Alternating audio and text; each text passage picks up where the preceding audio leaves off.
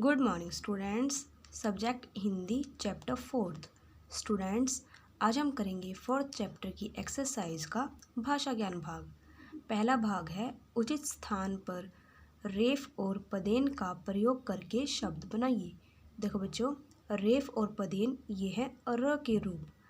बच्चों, नीचे दिए गए शब्दों में हमें उचित स्थान पर र के रेफ और पदेन रूप का प्रयोग करके उचित शब्द बनाना है।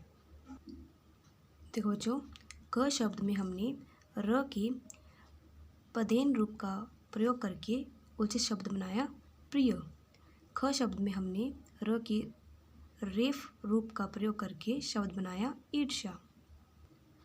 बच्चों, आपने याद रखना है कि र के पदेन रूप में र स्वर सहित होता है, यानी पूरा र होता है, और र के रेफ रूप में र स्वर रहित होता है, यानी आधा र होता है।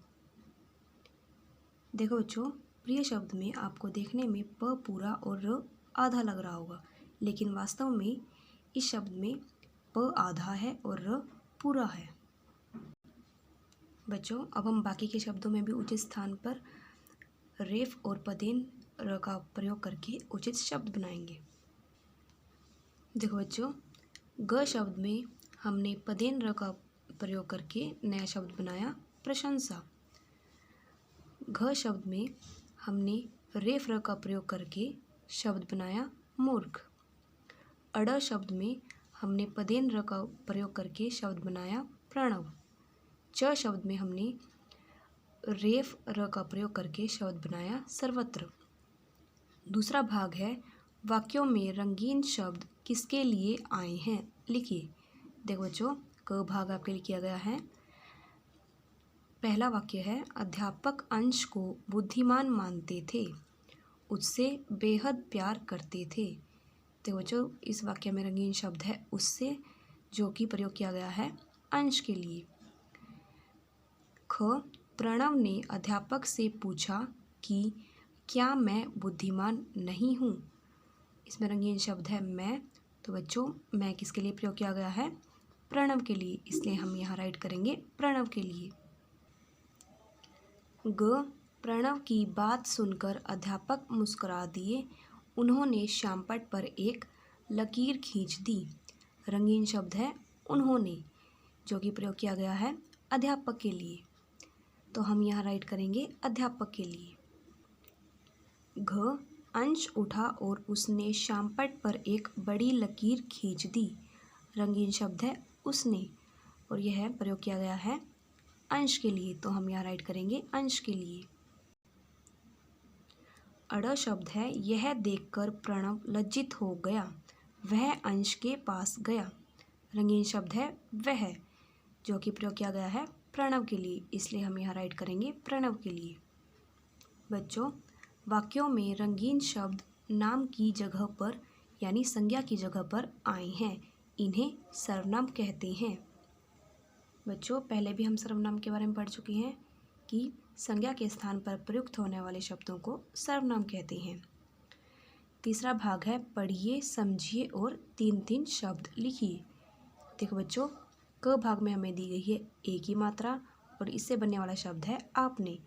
बच्चों, इसी तरह हमें ए की मात्रा का प्रयोग किए जाने वाले 3 शब्द यहाँ राइट करने हैं, यानी हमें ए की मात्रा से बनने वाले 3 शब्द यहाँ राइट करने हैं।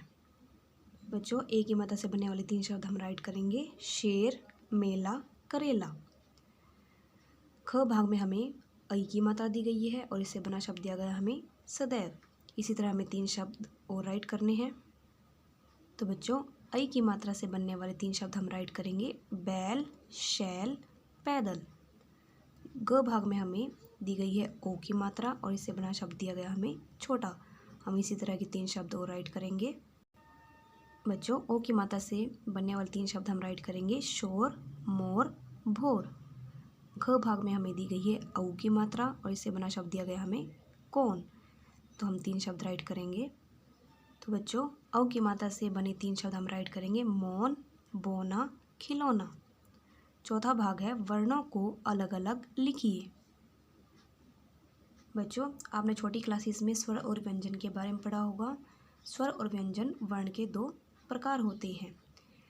जो स्वर होते हैं वे बिना किसी सहायता के बोले जाते हैं, यानी वे स्वतंत्र होते हैं, और व्यंजन स्वरों की सहायता से बोले जाते हैं, यानी व्यंजनों में स्वर जुड़े होते हैं।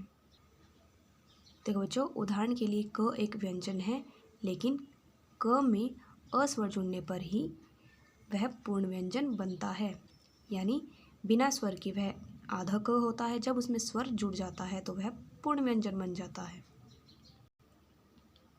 देखो बच्चों, क शब्द हमें दिया गया है सम्मान। इसमें हमें स्वर और व्यंजनों को अलग अलग करना है। जैसे कि सबसे पहले हम राइट करेंगे स और इसके नीचे हलंत लगाएंगे, जिसका अर्थ होता है आधा स।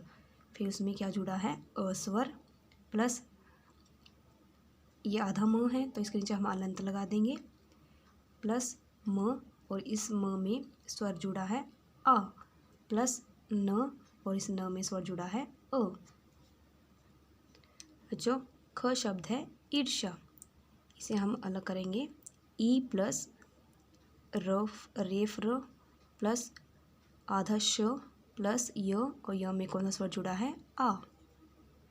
बच्चों, इसी तरह हम बाकी के शब्दों में भी वर्णों को अलग अलग करके लिखेंगे, लेकिन बच्चों आपने याद रखना है कि हमें व्यंजन के नीचे हलंत लगाना है, क्योंकि स्वर के बिना व्यंजन आधा होता है। स्वर जुड़ने पर ही व्यंजन पूर्ण व्यंजन बनता है। बच्चों, इस तरह आपने बाकी के वर्णों को अलग अलग राइट करना है। अगला भाग है हंसते खेलते। बच्चों, नीचे दिए गए चित्रों में 6 अंतर हैं।